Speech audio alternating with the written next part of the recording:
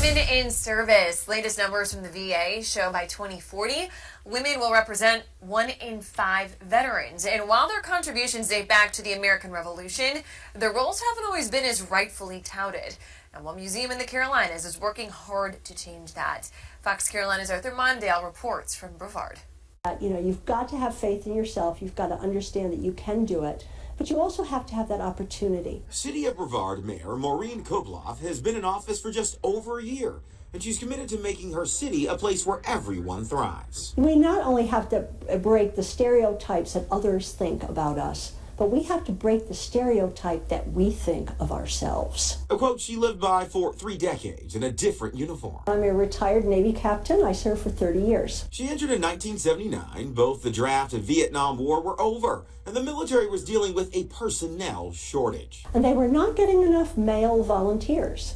And so they opened career fields in the military to women that had never been opened before. With an MBA in hand, she entered as an IT communication officer and led fleets around the world. I ran shore and fleet communications. And by the time she retired in 2009, I ran naval communications for half the Navy, for half the world, from North Dakota to Bahrain.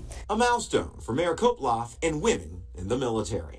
And although you don't have the outright hostility that I experienced back in '79 and for the first decade, really, there still is an underlying, almost subconscious stereotyping of women that is still out there. And it's an eye-opening narrative you'll hear inside the walls of the Veterans History Museum of the Carolinas. It's about time. Let's give them the recognition they deserve. It's personal for Emmett Cassie Etto. His daughter is a West Point grad and a decorated combat aviation officer who served in Afghanistan. I'm talking about full-out combat. Yet this museum curator, founder, and father doesn't believe her story and others like hers receives the attention and recognition they deserve. Women's blood was shed as well in all the wars.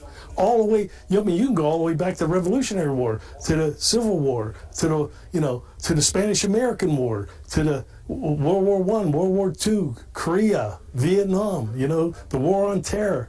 Women shed their blood for this country. They needed to be recognized. Simple as that. In an effort to share these stories, the Veterans History Museum of the Carolinas has the women's exhibit featuring women like Mayor Koploff. I think it matters a lot. The museum features thousands of military artifacts worn and used in combat, but amongst the uniforms, weapons, and vehicles are faces, names, and stories. I want the young girls to see that women did play a part in our freedom.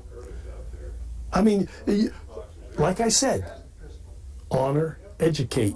It's education that's being digested. Latest numbers from the Department of Defense reveals women today make up 17% of the active duty military population. The numbers are even higher amongst the state National Guards, where the number stands at 21%. Emmett Cassie Etto believes more education not only boosts recruitment prospects, but also changes national defense narratives. It might not be for all, but it might be for some.